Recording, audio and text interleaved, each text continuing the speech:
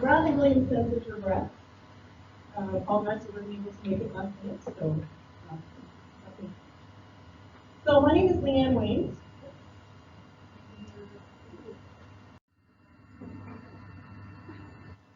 So I was the Director for Marketing and Revenue for the 2019 Host Society, and I'm currently the Regional Marketing Manager for Central Alberta for MNC, as well as their National Marketing Manager for Oil and Gas. I also grew up here, so when Sabrina talked about her excitement for this project, I shared that as well. It was something that I felt very strongly personally. And so now, in my role as MNP, I'm actually on the other side of the desk. So with the games, I was out pursuing sponsorships, and now I'm in a position where a number of people bring me sponsorships, which I've got experience in from before, but I think I've got a fair bit to say. So if I start going on too long, somebody pull them up. All right, just going to reorder these a little bit. The first of our top 5 learnings, I'm going to start with relationships. So, there's actually science that shows when you start a meeting, if you have that small talk, how are you doing, how's the weather, whatever, it actually builds trust. And that's the first thing you want to do. You want to find out about who you're working with, and there's a number of reasons why. If you do land a sponsorship partner, you're going to be working together very closely. And so you want to know what's important to that person, what they care about. And it's good just to have that personal rapport. I think asking questions, when you go into the room and you start asking questions and listening instead of telling, it allows you to check your assumptions. Because sometimes you walk into those rooms and you're pretty sure that, you can give them a logo opportunity, whatever, but they might not care. Right? So it's just checking to see, do you have something that you can offer them that is going to actually be valuable to them before you get started? Because your sponsorship should be a win-win. And if it's not, sometimes, no hard feelings, you can walk away. But when you can find those win-wins, and I think usually you can, that's really the sweet spot. So the next tip I have is to customize. Again, if you walk in that meeting, put your catalog on the table and say, here's my packages, choose one, you really could be missing opportunities. So if you have a flexible mindset and think about, what are the objectives of the person you're talking to? So, for me, example, and if you ask me, what am I trying to achieve in Central Alberta? If you ask me, I can tell you, here's all of the things we're hoping to accomplish, and then that allows you as the person requesting to really customize and tailor a package that you can deliver, and that would also mutually support my objectives. Now again, you've got that word. And I think too, being flexible on your dollar amounts that you have in mind. So I think there's a saying, things are worth what you can sell them for. So you don't know. Something that went for $100,000 in PEI, but went for 500 here. Or PEI, sorry, restoration. So sometimes you just don't know what the market will bear. So it's just kind of testing. And you kind of find out as you go what that value will be to a particular company at a particular time in a particular location. The next thing, VIK. VIK is fun. So there's a number of considerations. I think one, if you're a county member, is sometimes if you go and you find cars, I can think of as being an example. If someone's going to give you the deluxe package of cars, you're not going to turn it down. However, if you've only budgeted for $100,000 in cars and you get 200, the flip side is now all of a sudden you're over budget. So how are you going to handle that? So really research your accounting method first and think ahead about how you might plan for those scenarios. Specialized items. So depending on your organization and your needs, sometimes somebody might want a particular brand of basketball. And a sponsor might be willing to give you, all the basketballs in the world, but they're a different brand. What are you going to do? you hold out for the ones you have to pay for, right? So sometimes there's decisions, and especially if you've got a sponsor who's invested and they're willing to do it for you, and then if you say no, what happens to that relationship? So it's just being really cautious of the promises you make and the information that you're delivering on. Timing. Timing is also a big one. Making sure you know what you need. What does that look like? Because the game cycles, and I'll speak to that a little bit later, aren't always aligned. So again, how do you know what to ask for if another department hasn't done their plans yet for scaffolding? Or they don't know how many athletes are coming yet, so how much food will they need? We don't know, and that's totally fair. But if you've got someone willing to give you 5,000 sandwiches, again, do say no.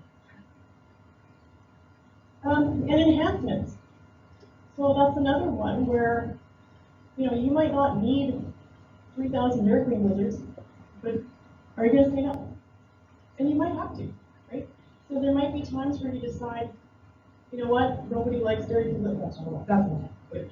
Everyone likes Dairy Queen blizzards. But maybe you can't use them, and you know that they would go to waste. So you might have to say no, right? Or is it something that you can make space for, and then what does that do to your account? So those are all key limits. Volunteer engagement and resources. I think in our particular case, the portfolio was very large for our area. So I believe I oversaw 11 functional areas, which included community relations, ceremonies, festival, sponsorship, marketing and communications.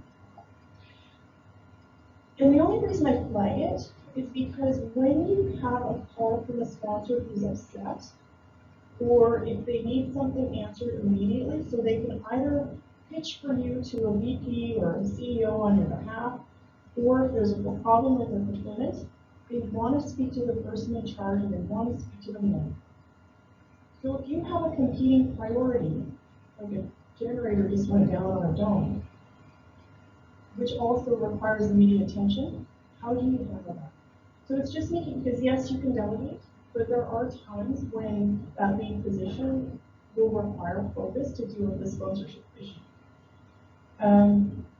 And so it's just, thinking ahead to how will you utilize the volunteers that you have available? How will you ensure that they feel that the work that they're doing is a valuable contribution when things are moving so fast? And your staff resources as well, that you've got space and time to dedicate to these folks who are very invested and do deserve that attention. Organizational integrity. So it would be really unfair of me to have promised that our transportation department could have given everyone enough route to arrive anywhere they wanted to. You have to make sure that your other departments can deliver on the promises you make. And sometimes, you're in a meeting and it's exciting and you have a sponsor and it's, we'll do it in. And saying, I'll have to go back and check is really all you need to say. And again, with timing, sometimes that other department might not know 100% if they can fulfill, but you need to make sure because you can't under-promise or under-deliver on your promises you make. Because otherwise, that's just not, it's just not business as usual. So it's making sure that anything you say you can deliver on, or that the organization can. Successes. So we did exceed our revenue targets, which is something we're very proud of. I think we started off around 9 million, I think we landed over 12. So that was very exciting, but it couldn't have happened if we hadn't, built a belief in the power of the games and the community legacy. And that was something like I felt personally. I definitely believed in the importance of this, so it wasn't something I had to sell. When I was communicating with people, I had that enthusiasm for it, genuinely, and as did our team. And the real benefit of that is because, like I said, when you have true partners at the table, again, they feel that what they are investing in is bringing them value, and the whole community then benefits. It's something every spectator, the more sponsors you have that are activating and involved, every spectator benefits from that experience. We oversold categories, so good problem to have. But you know, in your planning, it's something to consider because again, it does have a ripple effect. So in our case, we had, I believe, it was a lot more gold sponsors than we had initially planned for. You know, and down the road, what does that do to your signage, right? Because then all of a sudden you're spacing. It sounds minor, but it's really not. It became a thing, right? So you know, do you have room in your signage? Do you have enough, you know, VIP tickets to fulfill? Do you have all these things required if you're going to oversell? So it's not, I don't believe it was a scenario we flagged as a potential risk, especially given the economy when we started out. But it would be something to consider. I mean, there's the risk that you might not get the money that you're looking for, and then if you get more than what you're looking for, what could happen? Widespread community involvement, and you're still here. We would like to give kudos to Christina and Sabrina here. There's a huge sponsorship or synergy between marketing and sponsorship. And I think having them under the same portfolio really did serve us well because that way we were able to communicate en masse and build a brand that people were so excited about and loved, and again, credit to the team. Because again, that was very important, not only for engaging sponsors and getting their interest, but in actually providing value to it. Because once we were able to really promote this as a highly recognizable brand, now the sponsors who were affiliated with it received, you know, more focus themselves as well and added benefit. And then we leverage marketing synergies. So we're not just waving the MNP flag, but it's a good example. Where it was the first ever national torch relay sponsored by MNP, and this really worked well because they were able to host an event in nearly 50 communities across the country, which brought the Canada Games additional brand focus and attention. And then for MNP, because they were able to brand these events in the community, they were able to welcome their clients and key stakeholders as well. So great partnership because both benefited. And then we were able to make the experience of, you know, going to some of these, you'd see the little kids running down the street with their flag, but this was a great experience for a lot of people. And it wouldn't have happened if we couldn't have both partnered to share our dollars to create something bigger than what we could have done on our own. The only other thing there I might say is when you're speaking with potential sponsors, I would highly encourage at least a 1.25 to 1.5 ratio. So when they are making the investment to buy the right for their sponsorship, it doesn't stop there. They really, if you advise them or coach them to set aside additional dollars for activation, they won't have surprises down the road when they have to order swag to give away or, a booth or whatever they want to do. Because the more that they can spend to do that and, be prepared for it, then the better your event. And we have some great examples of Pinoca stampedes, bringing in horses at our festival site. But it wouldn't have happened if they weren't financially and had the resources prepared to put on that activation.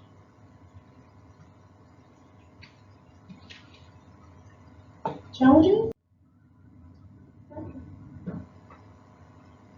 So the local economy was flagged as a risk when we started. Where we were fortunate is that this was an inspirational event. So it was something that, even though people were feeling the pinch, it's something that made them feel good. So we were proud to be able to, work with a lot of people to bring this together. Department cycles, and I've mentioned this briefly. The scaffolding one is a good example where I can think of, someone came to me and said, I can offer you scaffolding, how much would you like? And unfortunately, our teams, again, it's just the cycle, had not done their plans yet. So I mean, eventually you could get there, but it is difficult if we don't have the information at the same amount at the same time. And so I can recall people on our sponsorship committee saying, you know, how many fridges do we need, or how many basketballs, whatever have you. But our other teams just weren't as far ahead in the planning as what we had to be to secure the dollars. Because if we would have waited and started later, there's absolutely no way you could raise $12 million in a year with such a small team. Right? So you have to be out early, but the other, you know, the risk to that is that your other teams might not have the information they're looking for, particularly from the IK. So starting off with cash is a good idea. There was a perception for some that the games might have overshadowed some other organizations. I really feel like we did everything we could with our community spirit packages and, you know, engaging local organizations to be involved. So that was really how we tried to manage that issue. Is when we did see other local charities, you know, giving them free space at our festival site or whatever have you, so that they could have an opportunity to leverage the event. You know, to promote their and educate awareness around the organization. And there did seem to be, you know, especially as we got started, I think we used a slightly different model than a lot of other games. So there was a struggle with the clarity between the staff and volunteer responsibilities. And so I would just encourage, if you're starting out, just be thinking ahead and make sure that there's a clear delineation between the roles. And I think we actually over-recruited. So we had a very large team when we first started. And again, thinking of that timing, and it was great. Like, we had a great team of very enthusiastic volunteers ready to go. But because of the timing issue, we probably didn't have quite enough work to keep them as busy as they could have been.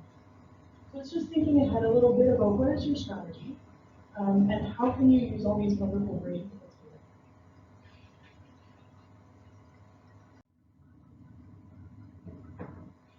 Key roles. So again, back to that role clarity.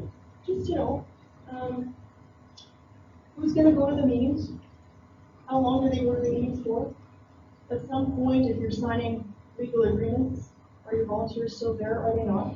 That's just managing expectations. And I think for myself, even, like, I've got a girlfriend, we're trying to plan dinner, and we're looking 2 weeks out.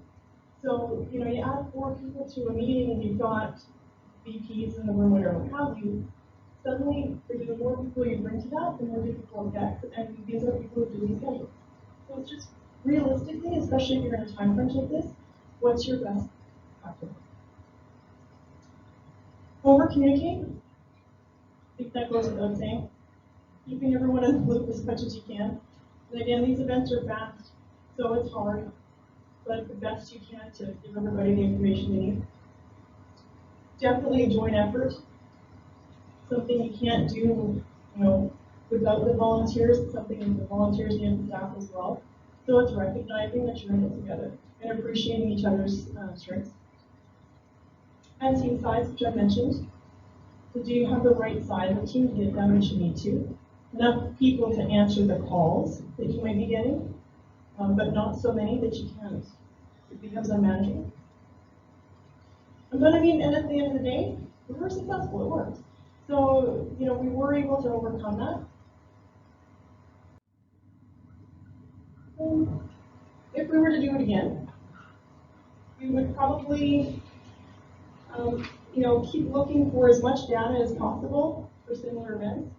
You know, is there information about purchase? How many? What can you find?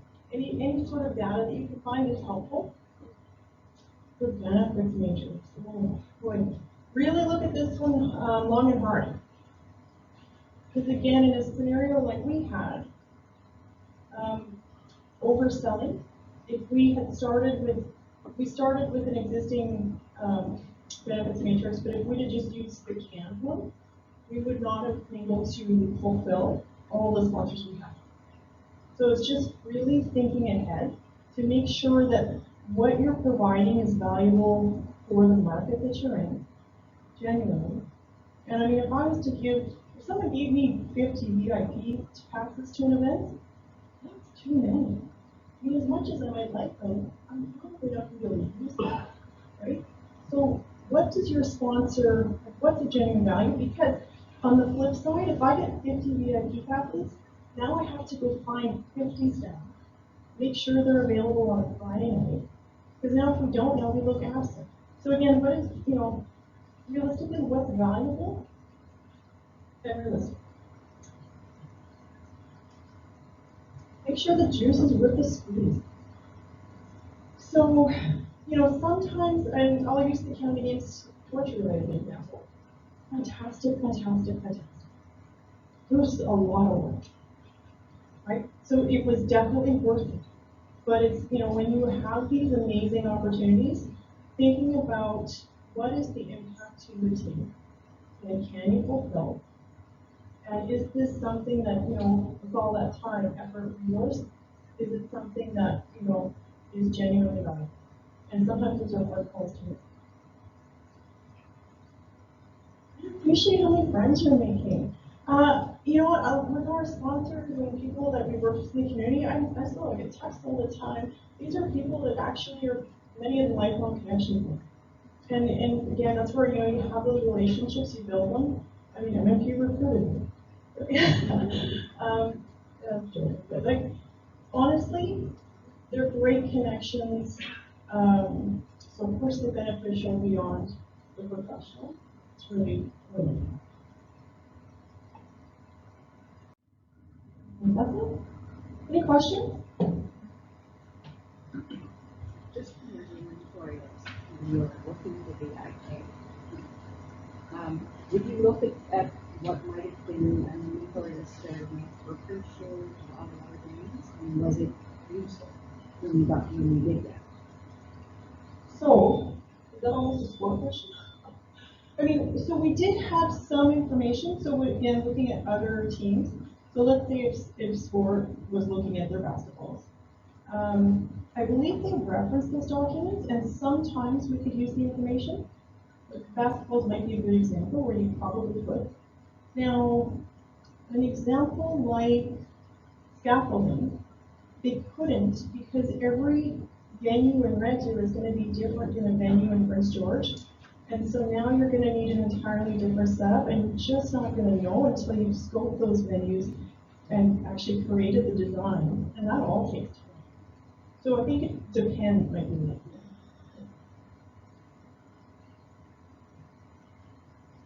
Any others?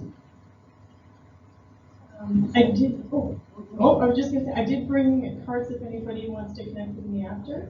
And thank you very much.